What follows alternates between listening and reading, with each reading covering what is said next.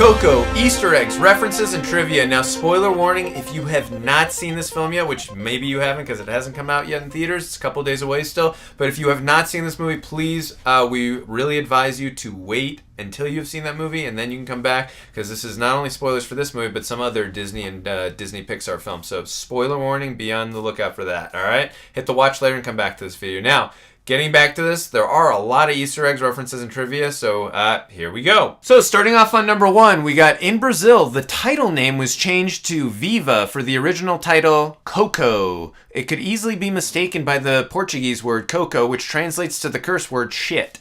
Next, we got from all of its animation branches, Walt Disney Animation Studios, Pixar Animation Studios, and Disney Toon Studios, Coco is Disney's last original full-length animated feature film of the 2010s, as their next animated films for the remainder of the decade are Incredibles 2, Ralph Breaks the Internet, Wreck-It Ralph 2, Untitled Disney Toon Studio Project, Toy Story 4, and Frozen 2 are all sequels. The Land of the Dead is inspired by the Mexican city of Guanajuato, which is known for its colorful houses on the hillsides that look almost stacked like in the movie. This movie was in active production between 2011 and 2017. It set the record for being the Pixar animated film with the longest production schedule. Coco will feature a variety of animated characters or cameo appearances of legendary Mexican celebrities which will pay homage to them. Among the many deceased Mexican celebrities that will be featured in the film include Santo, a Mexican wrestler and movie actor,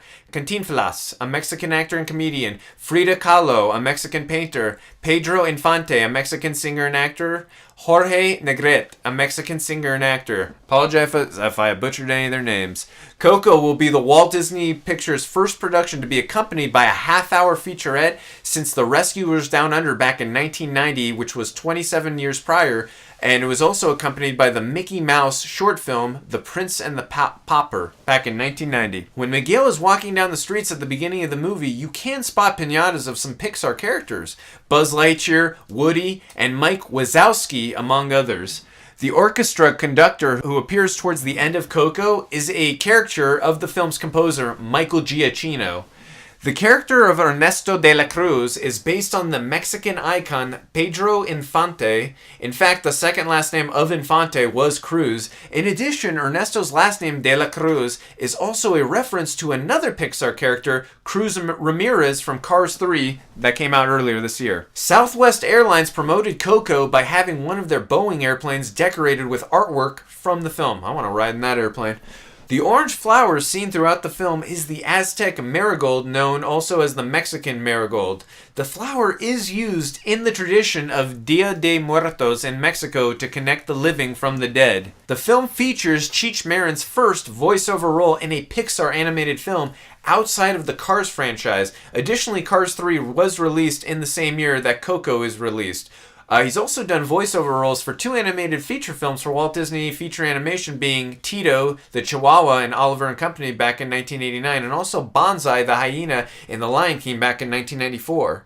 Pixar's first original film since The Good Dinosaur back in 2017, as their previous films of Finding Dory and Cars 3 were sequels. Benjamin Bratt's 4th animated film. Previously, he voiced Manny in Cloudy with a Chance of Meatballs and Cloudy with a Chance of Meatballs 2, and El Macho in Despicable Me 2. Lee Unkrich considered to hire a Mexican composer, but he hired Michael Giacchino, who has worked previously in other Pixar films. They worked with Mexican musicians for the score. This is Pixar's 7th film to release in November and 5th to release on Thanksgiving. The Pizza Planet truck that appears in many Pixar films can be seen briefly driving in front of the Rivera shoe store just as Mama Julia is explaining the no music in the house rule to Miguel. The film released on the same day as Pixar's first film, Toy Story, back in 1995, 25 years prior. It's also Pixar's second film to release the same day as one of their previous films, the first being The Good Dinosaur, which was released the same day as A Bug's Life did, 17 years prior to that. The St. Cecilia Graveyard is named after St. Cecilia, the Catholic saint of musicians. Coco marks the reunion of director Lee Unkrich and producer Darla K. Anderson following their celebrated collaboration on the Best Picture Academy Award nominee, Toy Story 3, back in 2010. Pixar's 7th film to have a PG rating by the MPAA. The other 6 films with that rating being The Incredibles, Up, Brave, Inside Out, The Good Dinosaur, and Finding Dory. Songwriters Robert Lopez and Kristen Anderson Lopez contributed one song for Coco, which is the film's signature song, Remember Me. This marked the time that the husband and wife songwriting team worked with Pixar Animation Studios to compose music for a Pixar animated film. Ironically, they could not get involved with the Frozen short film Olaf's Frozen Adventure due to scheduling conflicts paired with working on Coco. Miguel Rivera is Pixar's first non-Caucasian human protagonist for a full-length Pixar animated feature film. For the film's theatrical release, Coco will be accompanied by a 21-minute animated short film entitled Olaf's Frozen Adventure, in which Olaf, voiced by Josh Gad, finds a family tradition for his friends for the Christmas holiday season. Despite the success of Frozen, the not-quite short film Olaf's Frozen Adventure received serious complaints from moviegoers in Mexico for its longer-than-usual length, subpar quality compared to the source material, and it being a non-stop 20 minutes long. Complaints were so numerous that the 2 largest movie theater chains in the country opted to stop showing the Frozen short film before the movie just a week after opening day. Coco is the first full-length Pixar animated film to not be accompanied by a short film created and produced by Pixar Animation Studios themselves since 1995's Toy Story, which was accompanied by a re-release of the Roger Rabbit short film Roller Coaster Rabbit back in 1990. Miguel's last name Rivera is a reference to the film producer Jonas Rivera, who has worked with Pixar Animation Studios since 1994 and produced 2 of their films, Up in 2009 and Inside Out back in 2015. Pixar's second film to focus mostly on cast members with a specific nationality, in the case of this film's being, of course, Mexican. The first one being Brave back in 2012, which focused mostly on actors with a Scottish nationality. Miguel Rivera is the second youngest protagonist to be featured in a Pixar animated film, the youngest being Arlo for The Good Dinosaur. Based on the traditional use of the nickname Coco in Mexico, the character's real name would very likely be Maria del Socorro.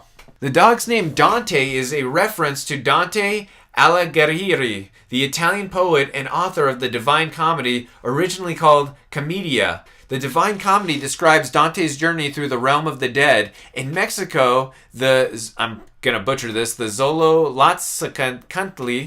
the Mexican hairless dog depicted in the film, is the guide of all deceased through his or her way to the Mictlan, the underworld, the place where all the souls go after death. Ernesto de la Cruz is the 5th character in a Pixar animated film to be revealed as the main antagonist in a surprising plot twist, where he may not seem bad at first for a majority of the film, but would later reveal his true colors later on towards the climax of the film. This is the second Disney film of 2017 to feature a protagonist named Hector, whose relationship with his daughter plays a key role in the film's story. The first was Pirates of the Caribbean, Dead Man Tell No Tales. In Mexican folklore, Coco refers to a ghost who comes from the land of the dead. The monster does not appear in this film, but his name is given to a character who is important to the deceased, Hector's daughter. I'm totally going off on this one. I might be totally wrong, but a lot of the visual imagery also when they're in the land of the dead, when they're in the office trying to get help, reminded me a lot visually of Beetlejuice when, Barbara and Adam and also Beetlejuice, they got to wait in the waiting room and get help by the dead in the land of the dead. So just a lot of visual imagery and homages. To me personally, it felt towards 1988's Tim Burton's Beetlejuice. Alright guys, well that's going to do it for all the Easter eggs, references, and trivia that we could find for this movie. I'm sure there were a lot of others that we didn't find. Let us know in the comments section below. Did you see this movie? What were some other ones that you spotted? What did you think of this movie? Please let us know, because I personally think this is one of the best movies of this year and also one of Pixar's best movies ever. Alright guys, well that's going to do it for this one. If you like this video and you want to see more like this, hit the subscribe button. See you guys next time.